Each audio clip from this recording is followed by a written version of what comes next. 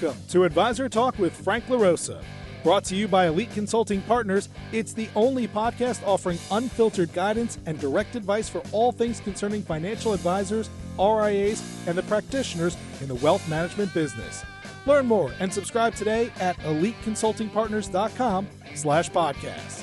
And now, here's your host, Frank LaRosa.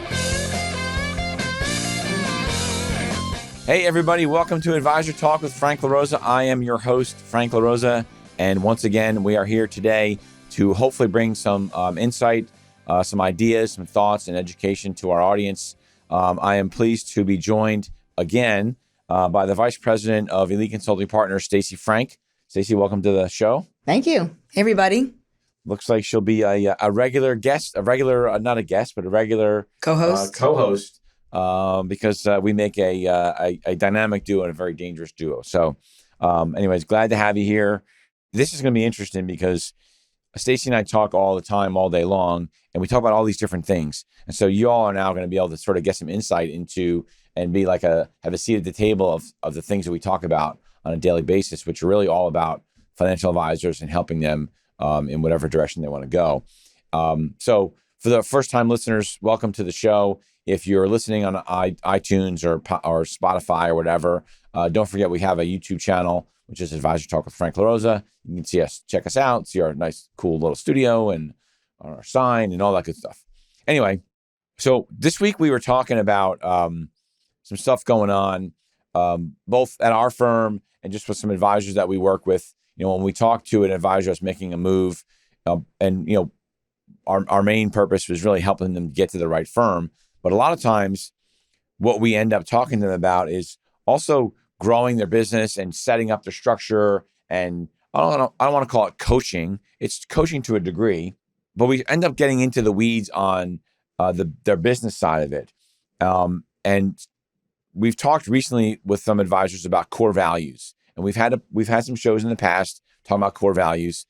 But it's sort of timely because as we're growing our firm, and we're, 65, 70 people strong now. What I found as a leader and what Stacey and I talk about all the time is we use our core values as almost like a thermostat or a gauge on how things are going. Our people that are here, the right people that are here, when we're looking at new people coming in, are they the right person to come in? And having our set of core values allows us to measure everybody against those things.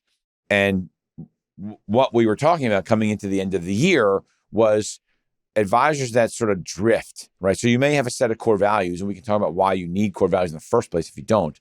But the other thing, which is something that I believe is happening, or it happens to me, happens to us, all the time, is you drift. And what I mean by drifting is you sort of get complacent with what you're doing, and you sort of drift away from those things. And it's really important to come back to those. So Stacey, you were talking about this week and why it was important. So in terms of your leadership and the way you view things and the advisors you're talking to, what are some of the things that you feel, and maybe you can talk about our core values, but what are some of the consistent things that you've seen with advisors that, the separators between the guys, the practices that have core values and the ones that don't have core values?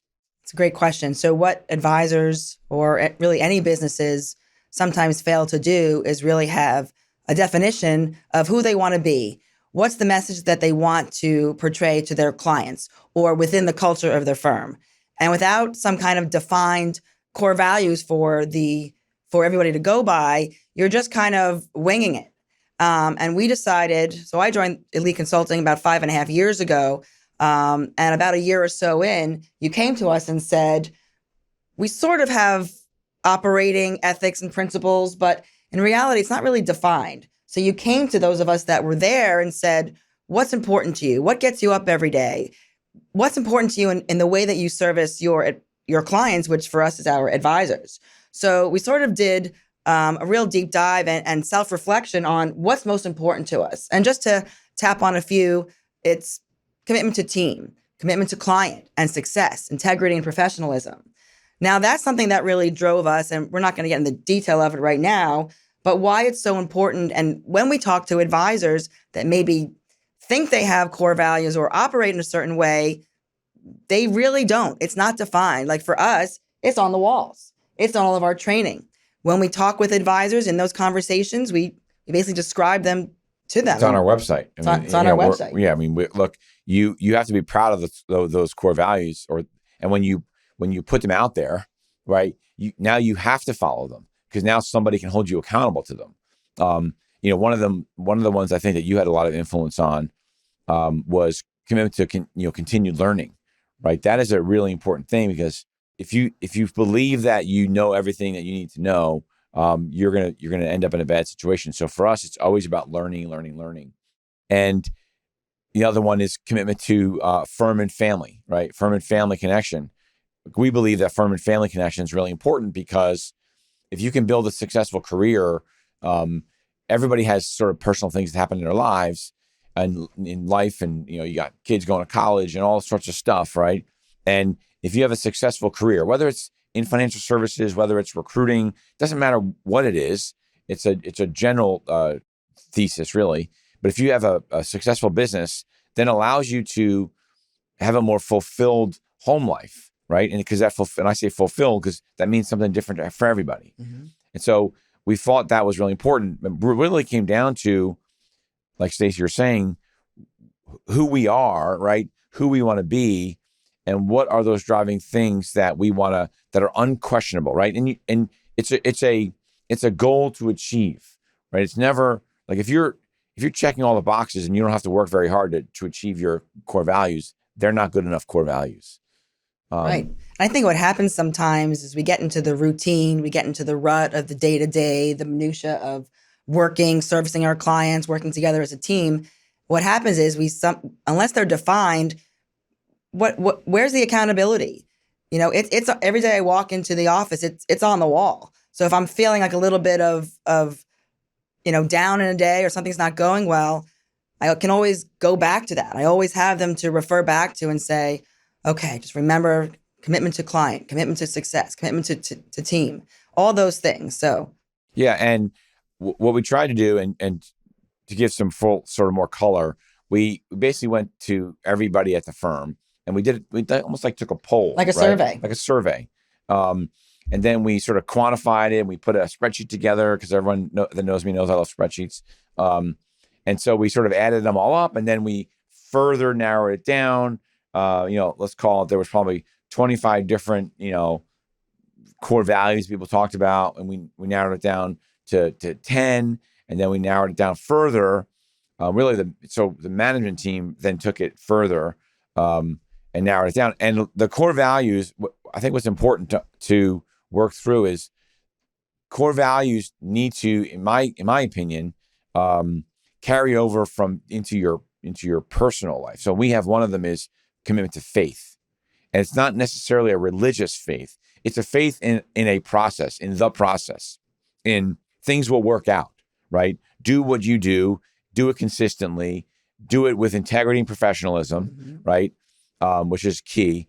And things will work out the way they're supposed to work out. And the reason it's important is because life can get challenging, right? And if you don't have some level of faith in something, some higher power, some spirit, some process that you can hold on to. Guiding principles, life can get stressful.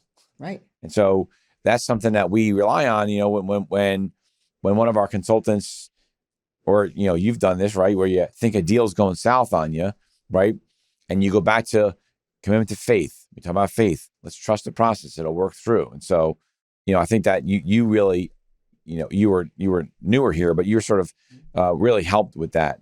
Because your master's degree in psychology probably helped a little bit with that. Yeah, well, it was a collaborative effort for us, and that's one of the things that we talk to advisors about that are building their businesses or going into private practice or want to enhance the experience that their employees or that their clients have with them. Is go back to those guiding principles, really think about them. What gets you up every day? Have them defined. And the fact that we did it in a collaborative way, we felt got more buy-in from the people that we brought here. It wasn't just, no offense, Frank deciding, here's our principles, follow them. It really was, we really thought through this, and it helped us define the culture of our firm. And I think one of the reasons that we're attracting so much talent here. It took us about 6 months. Yeah, it was long. From start to finish. It wasn't easy. Yeah, because it's not one of those things where you can decide down like 6 months later, you know what, let's change that core value, right? And I was just thinking about this because you made this comment about clients. If you're a financial advisor and you're thinking about your core values, you need to think about it. It's got to be multifaceted. So it's core values that your organization lives and operates by. And that includes, how do you present yourself to your clients? And what kind of clients are you willing to take? Because when you have a set of core values, your clients should match those core values, right? Not just, I want to bring an $8 million account in, but if that individual, once you get to know them, maybe doesn't match whatever core values you decide to choose, right? And you think that's going to be disruptive to your team, then you don't take on that client. That's where you have to go. We look a little inside baseball, but we've made some decisions over the last 12 months or so, right? Which were tough decisions that I don't know if we could have made if we didn't have core values to lean on. Meaning if we didn't have, not a backstop, right? But, it gives you a game plan, right? And so, and we feel better about those decisions. And that's what core values allows you to operate on. So we say we hire on core values and we fire on core values, right? For a financial advisor, you should also hire and fire clients based on core values. And so thinking about that stuff, and we're bringing this up now, I think because we're coming into the end of the year and we find that a lot of advisors are starting to talk about planning and what's their next year going to look like, 2024. And just too many advisors step over this. They think it's too soft, They don't want to spend the time. Right. It's not easy. They don't spend the time because you have to be somewhat self-reflective. You have to be, honest with yourself, with what's important to you. And look, when we narrowed it down to 7 core values, it wasn't like the other 20 sort of values that everybody had weren't good, but you have to be able to narrow it down, quantify it, and be able to articulate what it is and why it's a core value of yours, so that when you tell your clients and people, this is another thing where advisors make a mistake. They have a set of core values and they don't tell their clients about it, right? Because it's not client facing. But the reality is clients want to know those things, that you operate with a certain level of, and they all assume you operate with integrity, right? But there are other things that drive you, that make your practice special. Like what separates you? I think that's where you're talking about what separates you from the competitors. How are you different? We get asked all the time, why should I work with you? I get these calls all the time, but in reality, we have a set of core values that allow us to service our advisor clients better than anybody. We have those core values so that we can build a tremendous culture here that attracts people to come. If we just willy-nilly it and they're not defined, then who are we really? And that's the advice that we provide out there in the marketplace, and really encourage our clients, our advisors to do the same. Right, because if you think about what our main purpose in why we're here, right? Why do we do what we do? That is to deliver the best transition advice we possibly can to financial advisors in the financial advisor community. That's sort of like our goal, right? We always say, sort of tagline, we help advisors transition their hopes and dreams into reality. And so the way we look at, when we talk about growing our firm, the more people we have here at Elite, we're at 65 or 70 some odd people, right? But the more people we have here, the more advisors we can help. So we look at core values as a way to attract the best talent we can on the street, to then provide the best advice we can to the financial advisor community. So there is this direct correlation to why core values are important, and which is what, a lot of advisors, we say it's not about the money, but it's about the money, right? And you might be thinking about, well, how does this help me generate revenue, right? Because you'll operate at a different level, because there are correlations to attracting better talent, if you're a independent broker dealer or an RIA and you're trying to attract recruits, you're trying to attract new advisors or new portfolio managers or whatever, new staff, this is how you make more money, because these are the things that somebody wants to go to. Someone wants to go to a firm that has some direction. Right. It shows consistency. We know who we are. We know who we want to be, and we know how we want to service our clients, our advisors, out in the marketplace. We know what that messaging is, and our core values really drives us and really holds us accountable to that level of service, that standard. Right. And look, it was fun and rewarding to do it. And what I'll tell you as a sort of a leader of the organization, and along with Stacey, like Stacey basically helps me run the company. And at the beginning, when I say we hire and fire, it was a little bit uncomfortable at the beginning to say no to somebody or to ask someone to sort of politely like not be here anymore because of the core values. But I can tell you, it's been the best thing that we've ever done at the firm in terms of, and as a leader helping me, sometimes I have this tendency to like hope and dream someone's going to change, right? But the reality is a lot of people don't. And so it gives me almost like a rule, sort of a rule book or a playbook, a rule book, right? To be able to say, okay, well, here are the rules, right? You only get 4 downs to get a first down in football. Like I'm a rules guy, so I can follow. So for me, it was like, oh, this makes it easy for me now, right? And now I can sort of take some of my emotion out of things sometimes and say, well, these are the issues that we're dealing with. These person, So we're not going to, again, we'll do another episode where we sort of get into, and we'll go into our core values. But we do, again, we practice what we preach. Our core values are on our website. We are, I believe, the only firm in our world that posts those things because we're proud of them. And, it's something that everyone should do. I think that you should be thinking about as you're coming into the end of the year, you should be thinking about, number one, if you have core values, congratulations.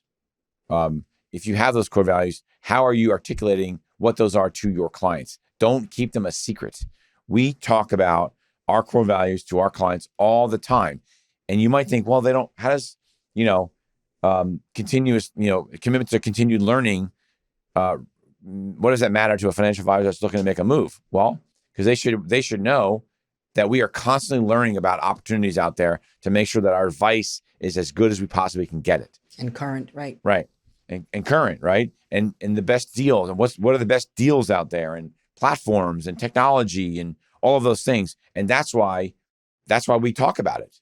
So we wanted to sort of keep these really, really on point, and just give you a little bit of something to think about, because you need to be thinking about this. It's not like portfolio management and, you don't charge a fee for it. It's you working on your business, right? Taking a step back, working on your business, being honest and truthful with yourself and your team. Bring your team into it, right?